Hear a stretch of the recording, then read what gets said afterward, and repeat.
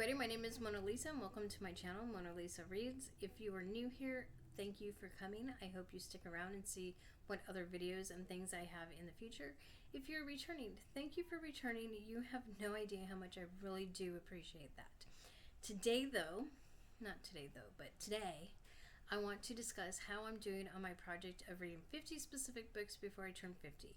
And you would think that's an easy task, but life has been lifey since October, and I have a 2-year-old. So, do I need to say more than that? I don't think so.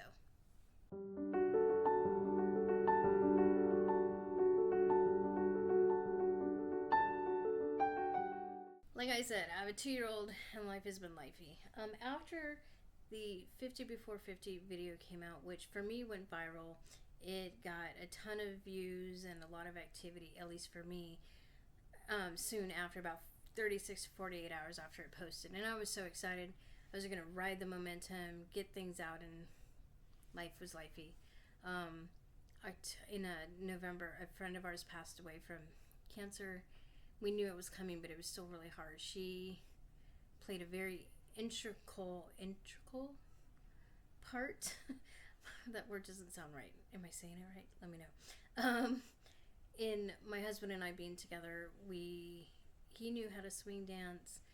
I wanted to learn how to swing dance. My friend I was nannying for paid for me to go to class, and he was there. And if it wasn't for our friend Wendy having those classes, we probably still would have met because of the dance circles in our area. But I don't think we would necessarily be together. And so we really credit Wendy and her class for us being together. So we weren't like super close with Wendy. We kept in touch over the years, but we lived like an hour apart and weren't able to get together as often as we would have liked. But she will always mean a lot to us. And even all these months later, it still hurts to know that she's not around anymore. Especially she was married with 2 teenage boys, and just I know they miss her. So that was really rough. And Thanksgiving was right the week after. And then we got ready to go to Arizona, and what a 3-week trip turned into a 4-week trip because we were sick the first week. And we extended it. And so we were working almost every day that we were there because we were trying to get my parents moved out here. So we were going through boxes. My husband painted. It was a whole thing. Plus you're trying to watch a 2-year-old in the midst of all that. So it was a lot. But one fun thing that I got to do was we went down to Phoenix a couple of times and saw friends, and that filled my cup. And I miss all these friends dearly. And I even got to see Bookish Chas, my friend Charles McGarry, and I got signed copies of his books. I have them here. I have a Nomad's Crucible and Talendor's Guest. And that it's really nice to have those physical copies and on my shelf, because these other books in front of his, and I just did it like alphabetically. That's why. So don't be offended, Charles, about you know Averly's books being in front of yours. I just did alphabetical on that. But that's another friend that we got together with, like Charles and my friend Averly and her husband, who I'm friends with, known him since high school, and all of us getting together is just really great to see them. So, and then we came home and life was just lifey.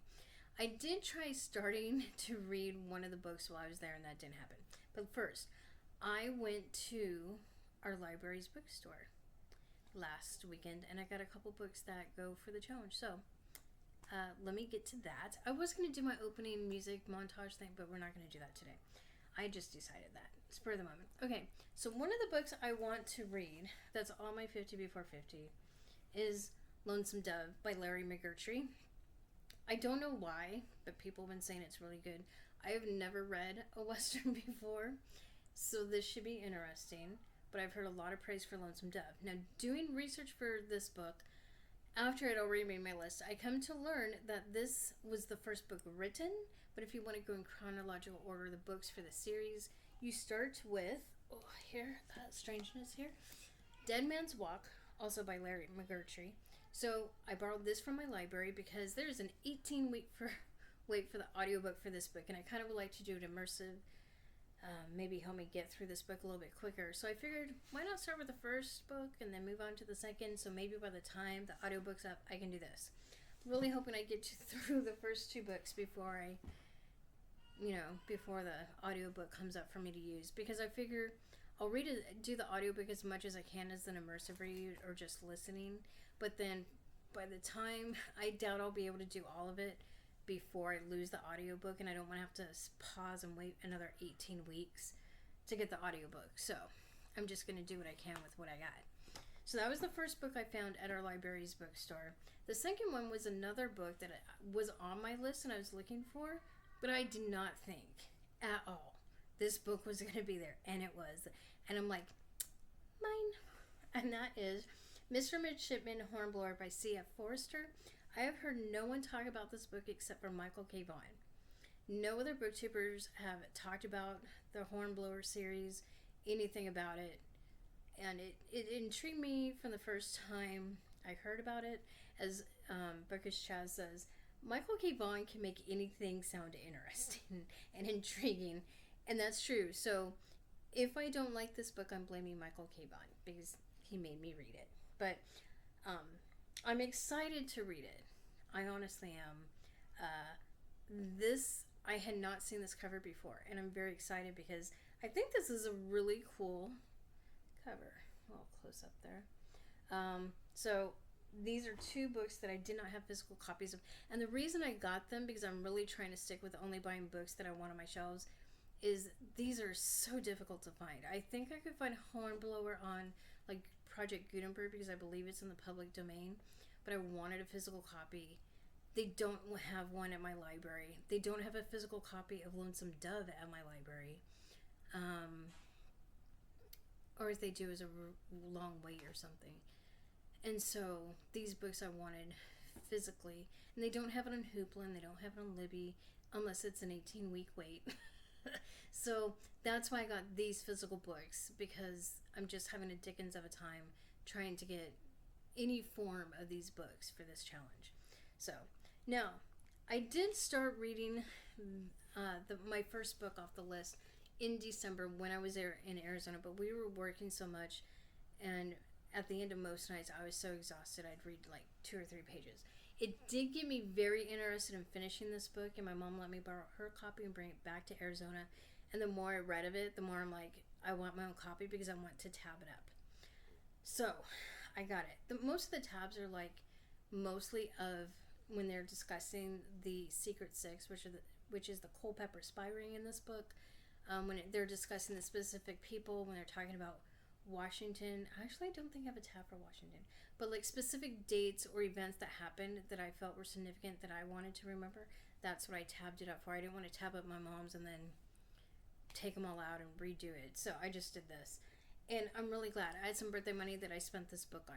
This, I wish it was these kinds of books they made us read in high school, because in high school you kind of get the broad overview of history. You know the Revolutionary War, you learn the major battles and the dates and where, but you don't get into like the nitty-gritty of a specific battle, or like things like the spy rings that were there, or the naval battles and stuff like that, unless again it's a larger overview.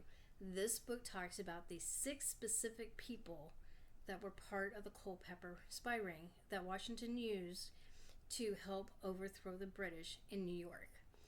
Washington knew that New York was very strategic and it was needed in order to win the Revolutionary War. Without having New York, they probably would not have won the war. It was strategic for boats coming in and out and delivering supplies and equipment and, armaments and troops. So Washington wanted his spies in there to kind of give him an idea of what was happening. And this is where Nathan Hale was captured and hung as being a spy. What I did not know, but I learned from this book, was Nathan Hale did not come from the area. He did not know the area, and that's really what Washington needed and wanted, was somebody who knew the area, so that it wouldn't be weird for them to be going around and talking to people and, seeing what was going on. But Nathan Hale didn't have that. He came from somewhere else. And the biggest thing I learned about this is he was captured within 2 or 3 weeks of him going in as a spy, and then, he was hung, and he says, I regret that I have but one life to give for my country. I thought he had been a spy for a while. And,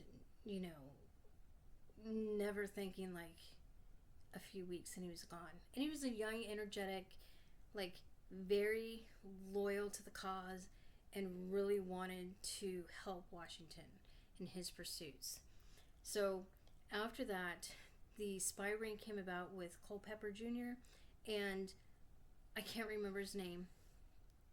So there you go. But his family had lived there for a very long time. They were well established.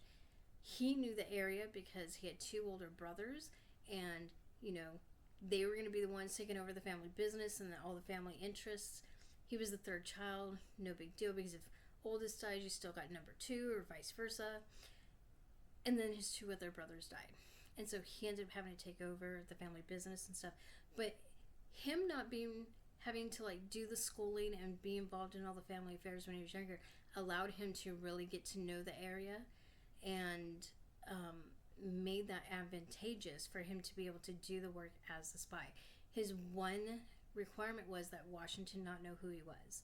He felt like the less people who knew who he was and what he was doing, the better for everybody, especially himself. And so Washington, for all 6 of his spies, did not know who they were. As far as I understand, to his dying day.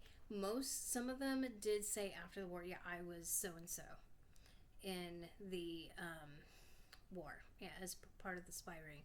And others never said anything.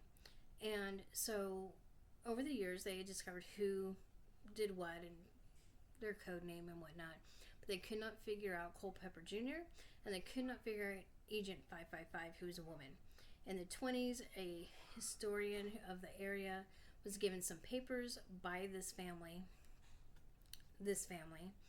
for Culpeper Jr.'s family, and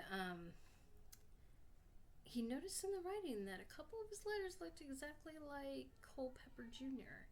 And sure enough, handwriting experts said yes. So then they figured out who he was. They still to this day do not know who Agent 555 is. 355, yeah. And I find it funny that the only agent they don't know is a woman. But it makes sense. It's not like she was extra sneaky or whatever. There's several different possibilities of who it could be. And it could be none of the people that most people think it is. It could be somebody completely different. But the thinking is that she was higher up in society. So she would have been around the soldiers, the officers and whatnot, and would hear things at parties and whatnot. And so she was able to pass on information. But there is no solid evidence of specifically who it could be. So I just find it interesting. So, but this book is something where it kind of it takes a microscope or a magnifying glass to a specific time. Rather than just doing the broad circle of history, it's taken a microscope, or I think it's more of a magnifying glass, because this book, I wish they went into more detail about specific things. They do share like the movements of troops and what was shared and whatnot, but I just wish there was more of it. I wish it was a bit more concentrated and a bit more of what they did and what they shared. Like you hear a little tidbit here and there of what Agent 355 gave, but I wish I knew more of what she gave as far as information and what other agents specifically gave as information than what was in here. So I think it's more of a magnifying glass than a microscope of it. And I could be wrong. Maybe they gave as much as they kind of knew, or what they know from figuring out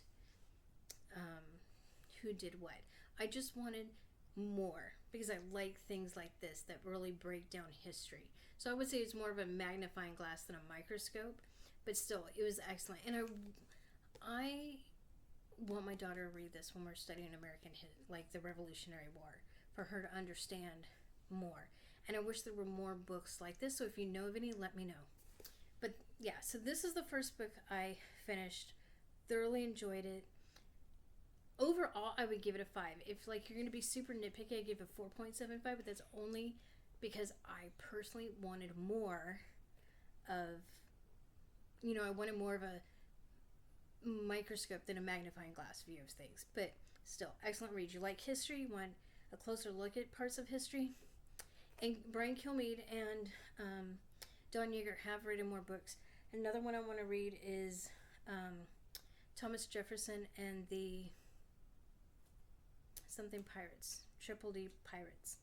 And I've heard that's really good by both my mom and a friend of mine. Now, the next book I did is Bruchko. My friend Brett suggested this book, and it's the story of a man who felt called by God to become a missionary to an indigenous tribe in South America. Overall, it was a good book. I gave it a 3.5 if I'm giving stars. Like, it was okay. It wasn't bad. I've read books written by other missionaries, and it was very similar. There are, of course, different circumstances surrounding certain things, but the basic storyline is kind of the same. There wasn't anything super surprising necessarily. So there's always conflict between like the big city people and the government, possibly, or like oil or different companies that are trying to invade the land of the indigenous people, and they're kind of fighting back, but there is this whole battle. So that was also in that one. It was a good read, but it wasn't anything surprising or extraordinary or anything like that. There was a death that happened that I was kind of surprised about at the very end, but nothing crazy. So that was the second book I finished. So I have 48 books to go. Now, my previous video was read the first paragraph of a book, and from there I said I would read that book in the month of May, and I've been doing that. And the book I picked was The Christie Affair, thinking that was on my book list. It's not. This book, and the book is out there because I was reading it and had another cover on it. This book was not on my list. The Mystery of Mrs. Christie was on my list, and that was suggested to me by my friend Brandy, and thank God she has a physical copy, because I did start this book, and I don't like it.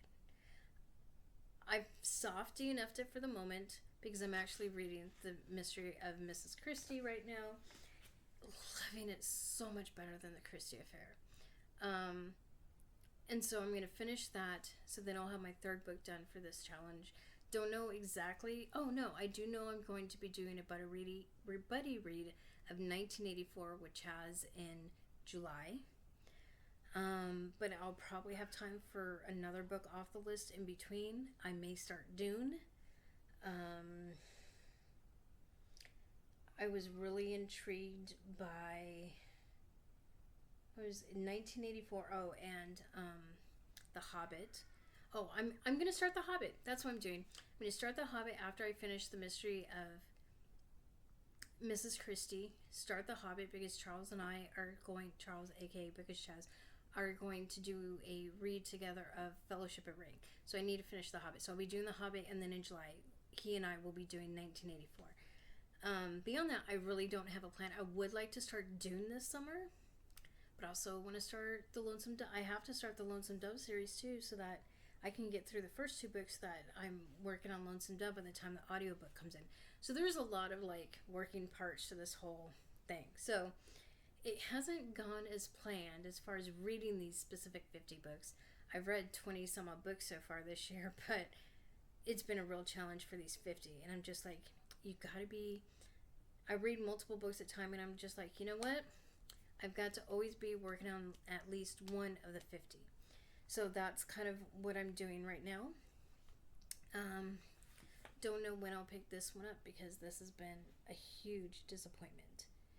I will, once I finish The Mystery of Mrs. Christie, and then finish I'm planning on finishing this just to see, to compare.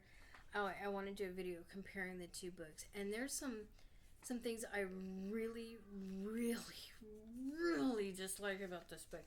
I don't like. So, little premises. The book is written from the perspective of the person, of the woman that Archibald Christie had the affair with. So, his mistress, Nancy O'Day. And some of the things she says about Christie, and just of how the author has her thinking about things of life with Archibald, just piss me off. I just am like, I'm blown away, and I'm just speechless, and I'm not even that far in the like 30 some odd pages, and this book's already making me mad. And so yeah, I'll do a comparison of the two. But yeah, so that's where I'm at with my 50 before 50 challenge. I finished 2, only have 48 more to go in like a year and a half. No big deal. I actually think it's somewhat doable if I concentrate on doing books, always having at least one of these books going. I may have to be 2 at a time, which is not a big deal for me.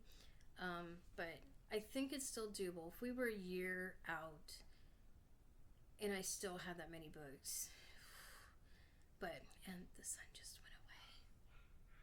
So that's great. Nice and dark.